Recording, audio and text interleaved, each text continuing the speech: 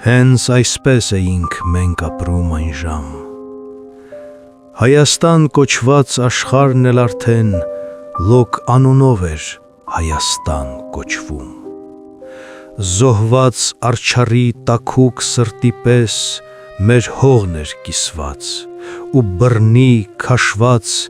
երկու շիկացած ու սուր շամփուրի, որոնցից մեկը պարսիկն էր բռնել կրակի վրա, մյուսը բռնել էր մոմերի վրա նենգ բյուզանդացին։ Խորովում էինք,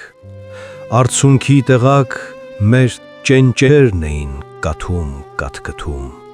ասես կամենում իրենց խորովող կրակը մարել, սակայն ճենճերից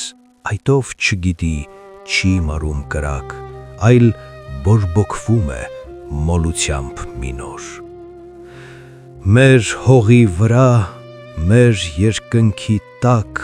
մենք դարձել էինք օտարի գաղութ։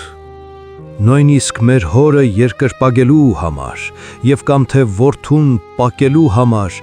այլ արքունիքից պիտի խնդրեինք մի թույլտվություն, որ եթե հասներ,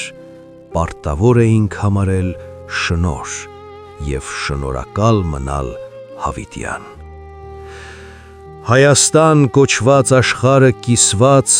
նստել էր արդեն իրար չկպած ծայրերի վրա այն աթոռների, որոնց տակ անտակ անդունդն էր բացվում,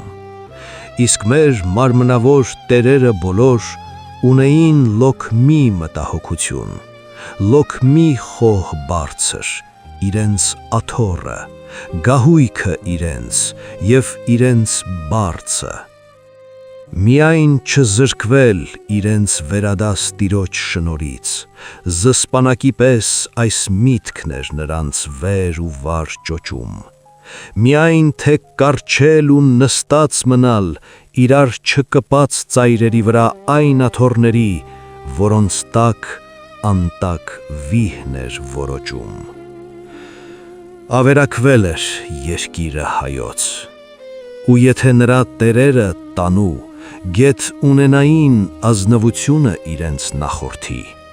նրա պես պիտի մռային նորեն, ավերակացս ում թագավորեմ։